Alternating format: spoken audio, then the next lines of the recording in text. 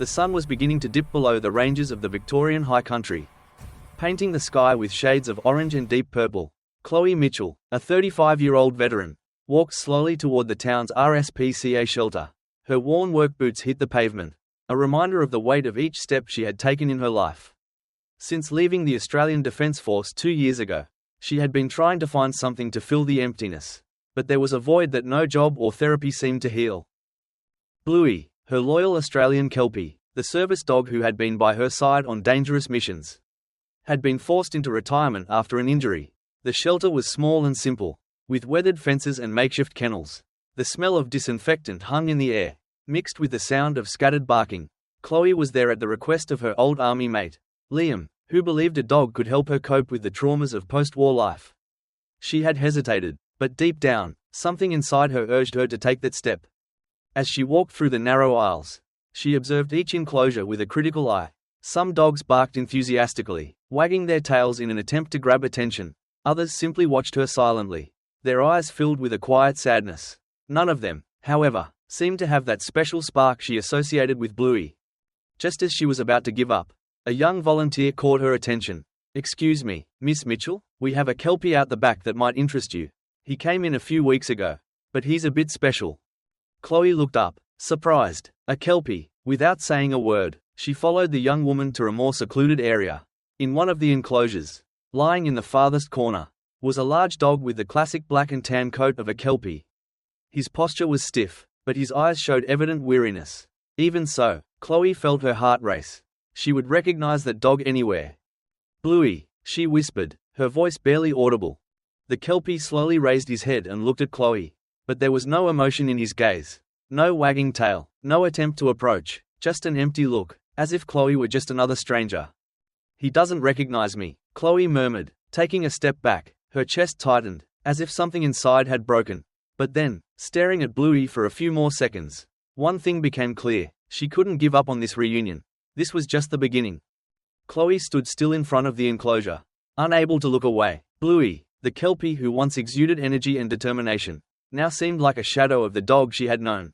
His eyes, once full of life, were now dark and distant. The scars on his back leg and one of his ears were visible marks from the battlefield. But there was something more. An invisible wound, something Chloe knew well, as she carried the same kind of pain. "He's been through a lot," the volunteer explained in a low voice. "He was found at a smaller pound in another state. It looks like he was given up by someone who couldn't handle him. He suffers from anxiety and doesn't trust people easily." She paused, looking at Chloe hesitantly. "Do you know him?" Chloe nodded slowly, her voice coming out in a barely audible whisper. "He was my partner, my best friend." For a moment, she got lost in a wave of memories. The grueling training where they both learned to trust each other. The risky missions where Bluey had saved her life more than once. And the long nights when the dog was the only thing keeping her from falling apart. And now, there he was, in front of her, and the dog had no idea who she was. The volunteer carefully opened the gate.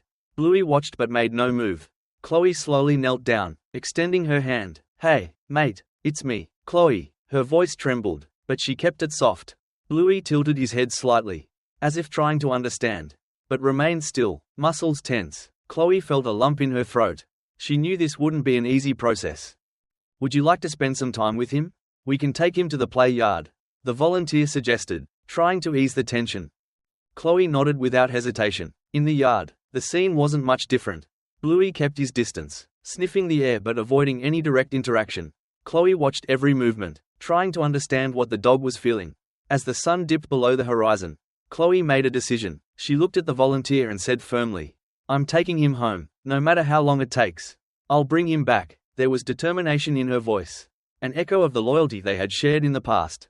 She knew that just like Bluey, she too needed rescuing, and maybe this was the beginning for both of them. The drive to Chloe's house was marked by an unsettling silence. Bluey lay in the back of the ute, resting on a blanket Chloe had laid out for him.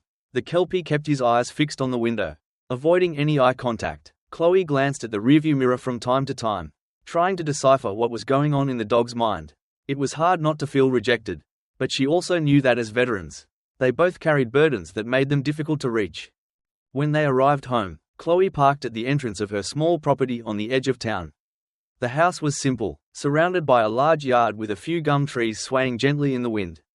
She opened the ute door and called to Bluey, but the dog hesitated. After a few seconds, he stepped down slowly, taking cautious steps. Every movement was meticulous, as if constantly assessing the surroundings. Chloe led Bluey to the front door, opening it carefully. "Welcome to your new home, mate," she said, trying to sound cheerful, though her voice carried a note of uncertainty. Bluey entered but stood still in the entryway, sniffing the air cautiously. He seemed suspicious, as if expecting something unexpected to happen at any moment. Determined to create a comfortable space, Chloe had set up an area in the corner of the living room with a new dog bed, food and water bowls, and a few toys she had bought on the way home. "This is your spot, Bluey," she said, pointing to the corner, but the Kelpie stayed where he was. Ignoring the invitation, Chloe sighed, feeling the frustration begin to weigh on her. As Chloe was preparing something to eat, she couldn't help but remember the days when Bluey would run to her, full of energy and loyalty. That dog was different now, wounded in a way Chloe understood all too well. She looked at Bluey, who was still standing in the same spot, staring off into the distance. "I know how you feel, buddy. I feel the same way. Lost," she murmured, more to herself than to the dog. That night, Chloe left the bedroom door open, hoping Bluey would feel safe enough to come closer. But when she turned off the lights, she heard the soft sound of paws on the floor. Bluey didn't come to her, but lay down near the bedroom door, keeping a safe distance. Chloe smiled to herself in the dark. It was a small step, but to her, it was the beginning of something bigger. The next morning, Chloe woke up to the soft sound of footsteps coming from the hallway. Bluey was sitting near the door, ears perked, silently watching her. For a moment, Chloe felt a spark of hope. Maybe something familiar was coming back to the dog's mind. "Good morning, Bluey," Chloe said, stretching and forcing a smile. But the Kelpie only looked away and slowly walked back to the corner of the room. Determined to rebuild their connection, Chloe spent much of the day trying to interact with Bluey. She grabbed a tennis ball and threw it to him, but the dog didn't react. She placed a bowl of fresh food beside him, but Bluey only approached it after Chloe left the room. Each attempt at closeness was met with cold silence. Chloe felt the weight of rejection, but she also understood it was more than that. It was fear, distrust, maybe even pain. That afternoon, Chloe decided to try something different. She grabbed a worn military vest she had kept in an old box in the closet. It was the same vest she wore during missions with Bluey. As she put it on, the familiar smell of dust, sweat, and the battlefield hit her. "Let's see if you remember this, mate," she said, taking the vest to the backyard where Bluey was. Bluey looked at the vest with curiosity, tilting his head slightly. For a moment, Chloe thought she had managed to stir some memory. She threw the vest on the ground and stepped back, giving Bluey space to approach. The Kelpie sniffed the fabric, his nostrils flaring as he analyzed the scent. For a brief moment, his eyes seemed to lose their emptiness. But then he pulled back, retreating with his tail low. Chloe sighed, feeling the hope fade away once again. Sitting on the veranda that night, Chloe watched Bluey lying in the backyard, his eyes fixed on the stars. "I'm not giving up on you," Chloe said aloud, as if speaking to the wind. "You didn't give up on me when I needed you most. And I'm not giving up now." She knew she was asking a lot, but she also knew that the bond between them was still there, even if buried beneath layers of trauma. As the air grew colder, Chloe decided to give Bluey the space he needed. She went inside, leaving the back door open, and went to bed. Hours later, the sound of paws scratching the floor woke her. Looking at the foot of the bed, she saw Bluey lying there, his eyes half closed. Chloe didn't say anything, just smiled in the dark. The distance between them was shrinking. It was still small, but enough to reignite her determination. In the following days, small moments began to appear, like cracks in the wall of distrust that separated Chloe and Bluey. On Monday morning, as Chloe was chopping wood in the yard, she noticed Bluey watching her from a distance. Head tilted, the Kelpie kept his tail down, but there was a subtle curiosity in his eyes. Chloe paused for a moment, wiped the sweat from her forehead, and reached out to Bluey. "Want to help, mate?" she asked in a playful tone. Bluey didn't approach, but he didn't look away either. Later that same day, during a walk around the yard, Chloe picked up a stick and tossed it lightly forward, not expecting much. To her surprise, Bluey took a few steps toward the object, stopped, and then returned to where he had been. Chloe smiled. "Ah, so you remember how to play. You're just pretending you don't." Despite Bluey's shy response, that moment felt like progress. On Tuesday, Chloe decided to take him for a walk. Bluey's old ID tag was still stored away, so Chloe cleaned it and attached it to the new collar. "Let's go for a walk," she said, adjusting the leash. Bluey hesitated when Chloe opened the gate, looking outside as if the world beyond the fence was hostile. Still, with a gentle tug, Chloe managed to convince him to walk. During the walk, Bluey seemed tense, always alert. He was constantly sniffing the air and kept his body stiff, as though expecting imminent danger. Chloe noticed this and spoke calmly. "You don't need to be like that, mate. We're safe here." She knew those words didn't mean much to Bluey, but she hoped that over time, the calm tone would start to make a difference. As they were heading home, something unexpected happened. Chloe was taking off Bluey's leash when the dog approached and sniffed her hand. Chloe stood still, feeling her heart race. "That's it, Bluey," she murmured, trying not to show too much emotion. She didn't move as Bluey kept exploring her scent for a few seconds before pulling away again. For Chloe, that small gesture felt like a sign that something inside Bluey was starting to change. That evening, while Chloe was preparing dinner, Bluey lay on the rug near the kitchen. It wasn't exactly an invitation for affection, but the closeness was enough for Chloe to feel that they were on the right path.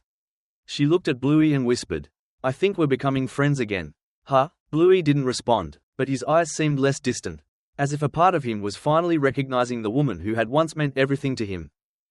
It was a grey morning, and the mist covered the yard like a veil. Chloe woke up early, as she always did, but found Bluey already awake, sitting by the living room window. The Kelpie was staring out, as if lost in thought. Chloe approached carefully, sensing that every interaction with the dog was a test of patience. "Remembering something, mate?" she asked softly, though she knew she wouldn't get an answer. After breakfast, Chloe decided to bring something special for the day. From the back of the closet, she pulled out an old wooden box filled with items she had kept since her military discharge. Among the medals, photos, and letters was a worn-out toy, a rubber ball that Bluey loved during his breaks in the field.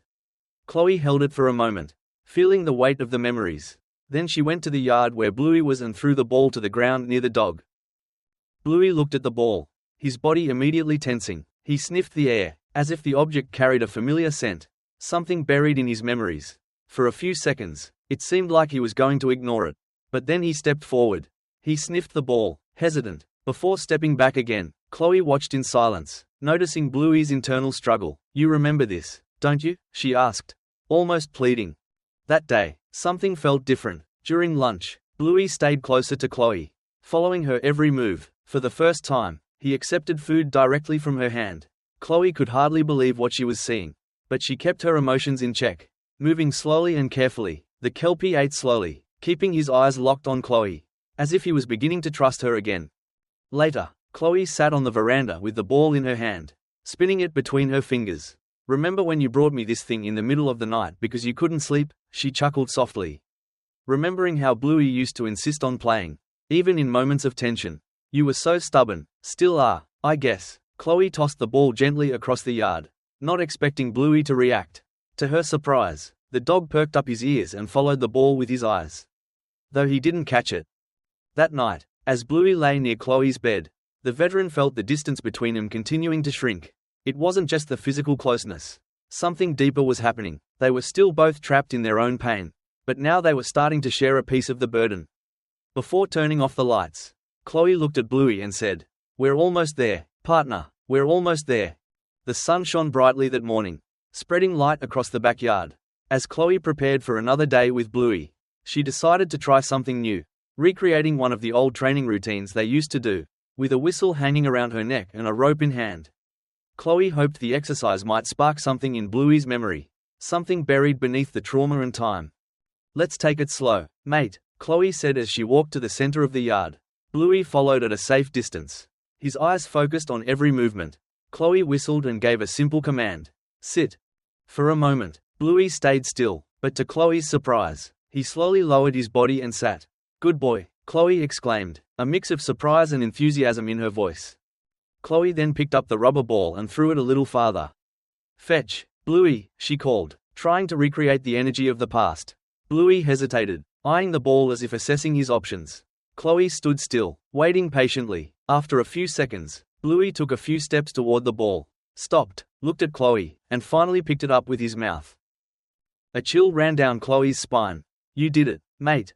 As Bluey walked back with the ball, something unexpected happened. He dropped the object at Chloe's feet and looked up at her, staring in a way Chloe hadn't seen in years. There was something there, a spark of recognition, as if the Kelpie was remembering who Chloe was to him. The vet felt her eyes welling up, but she maintained her composure. She didn't want to scare Bluey with her emotions. That moment marked a turning point. For the rest of the day, Bluey seemed closer, following Chloe around the house and even allowing small gestures of affection. When Chloe sat on the couch, Bluey would lie on the floor next to her, something he had never done before. It was as if little by little, Bluey was letting his guard down and allowing Chloe back in. That night, while Chloe was organizing her belongings, she found an old photo of her and Bluey in the field, taken on the day they completed a difficult mission. In the picture, both of them were exhausted, but there was a gleam of pride in their eyes. Chloe placed the photo on the table next to the bed and showed it to Bluey. "Look at this, mate, we made one heck of a team, didn't we?" Bluey looked at the photo for a few seconds before lying down next to Chloe. Closer than he had ever been since coming to that house. The sound of distant thunder sliced through the grey sky as rain began to fall. Chloe looked outside, watching Bluey stand near the veranda. His nose pointed toward the horizon. It was as if the dog were in a trance. Chloe, holding a coffee mug, approached slowly. "You've always loved storms, remember?" she murmured, more to herself. Bluey turned his head slowly, his eyes meeting Chloe's. For the first time in weeks, there was something different in that gaze. It wasn't the complete barrier of distrust. It was hesitation, yes, but also a glimmer of curiosity. Deciding to seize the moment, Chloe walked over to the cabinet and grabbed the old military whistle. She knew it was a risk, but maybe the familiar sound could trigger some kind of reaction. Heading back to the veranda, Chloe gave 2 short blows on the whistle, the same pattern she used during missions to call Bluey back to her side. The Kelpie turned sharply, his ears standing up in alert. For a moment, Chloe almost believed Bluey would run to her like he used to. But instead, Bluey only took a timid step toward her before stopping again. The spark in his eyes faded, replaced by a shadow of doubt. He lowered his head, as if fighting something inside himself. Chloe sighed deeply, putting away the whistle. "It's okay, partner," she said in a reassuring tone. "We'll go at your pace." Later, as the rain picked up, Chloe prepared a dry blanket and a bowl of fresh water for Bluey. She sat on the floor near the dog, but without trying to get too close. Just being there, present, was her way of showing Bluey that he wasn't alone. Gradually, Bluey began to relax. As night fell, he did something that surprised Chloe. He slowly approached, his heavy breathing echoing in the silence. He stopped just a few inches away. Chloe stayed still, respecting the dog's space. Bluey sniffed the air around the veteran, as if gathering the courage to do something that, to him, was monumental. Then, hesitantly, he gently touched Chloe's hand with his nose. The touch lasted only a moment, but it was enough to make Chloe's heart race. "You're coming back to me, mate," Chloe whispered, her voice thick with emotion. She didn't try to pet Bluey, knowing that any sudden movement could break the fragile moment. When Bluey finally pulled away, Chloe felt a wave of relief and hope. It was a small victory, but to her, it carried the weight of a reclamation. That night, as the storm raged outside, Chloe found Bluey lying at the foot of her bed. The bond between them still existed, waiting to be rebuilt. The sun rose bright the next morning, casting a golden glow over the yard. Chloe was on the veranda, a cup of coffee in hand, watching Bluey slowly walk across the wet grass. There was something different about that morning. Bluey's movements were less tense. Determined to keep making progress, Chloe picked up the old whistle once again. It was a risky test, but she knew she had to try. She gave 2 short whistles, the same ones she had used the night before. This time, Bluey lifted his head almost instantly. His ears were upright, and his whole body seemed on alert. Chloe stayed calm. "Come on, mate," she murmured in an encouraging tone. To her surprise, Bluey took a few steps toward her, his eyes fixed on the whistle. The veteran felt a lump in her throat as she watched the Kelpie finally approach with more confidence. Bluey stopped in front of Chloe, sniffing the air as if searching for something familiar. Chloe, with slow movements, picked up the rubber ball. She held it in front of Bluey for a moment, then gently tossed it to the side. For a brief second, the dog stood still, but something seemed to change in his stance. With an unexpected burst of energy, Bluey ran after the ball and brought it back, placing it at Chloe's feet. The veteran stood still, feeling her eyes fill with tears. That simple action, so small yet so meaningful, was proof that Bluey was beginning to overcome his barriers. "That's it, partner. I knew you were still in there," Chloe said, her voice choked. She picked up the ball again and repeated the gesture. And this time, Bluey ran faster, his tail wagging slightly as he returned. The progress felt almost magical. That night, for the first time since Bluey had arrived, He lay down next to Chloe on the couch, his head resting near the veteran's leg. Chloe didn't try to speak or move. She just stayed there, letting the silence speak for itself. It was a moment of reconnection, a trust beginning to be restored. And as she gently stroked Bluey's head, Chloe knew that no matter how long it took, she would never give up on the friend who had once saved her life. The morning began with the sound of birds in the yard. But inside the house, something even more significant was happening. Rex was in the center of the room, his gaze fixed on Chloe, who held a leash in one hand and a military vest in the other. "Today is the big day, buddy," Chloe said with a hopeful smile. She had decided to take Bluey to a special place, a nearby park that used to be their favorite spot during their days off from training. It was a final test, a chance to see how far they had come. On the way to the park, Bluey seemed more relaxed than ever. He was sitting in the back seat of the ute, his head slightly leaning out the open window, letting the wind brush against his face. Chloe watched through the rearview mirror, feeling a mix of pride and relief. "Just like the old times." "Huh?" Chloe asked, not expecting an answer. When they arrived at the park, Chloe let go of Bluey's leash and grabbed the rubber ball again. The Kelpie stood still for a moment, analyzing the surroundings, but instead of hesitating like before, he ran toward the ball as soon as Chloe threw it. The two of them spent hours playing as if time and trauma had never existed. Chloe increasingly felt that Bluey was becoming the dog he once knew. But at the same time, she understood that both of them had changed forever. In the late afternoon, as the sun set, Chloe sat on one of the park benches, and Bluey lay down next to her, resting his head on his owner's leg. Chloe looked out at the horizon, a feeling of peace flooding her chest. "I told you I wouldn't give up, Bluey," she whispered, gently stroking the dog's head. For the first time in years, Chloe felt like a part of her had been restored. Bluey wasn't just a dog, he was a symbol of everything they had survived and overcome. As they headed home that night, Chloe knew that the future, though uncertain, would be faced side by side with her partner. Bluey, with his loyalty and courage, had found his way back to Chloe's heart. And Chloe, in turn, had learned that patience, love, and determination could heal even the deepest wounds. They were complete again, ready to face whatever came next. Together. If this story touched your heart, please leave a like to support their journey. And don't forget to subscribe to the channel to hear more touching stories like this. Your presence here really makes a difference.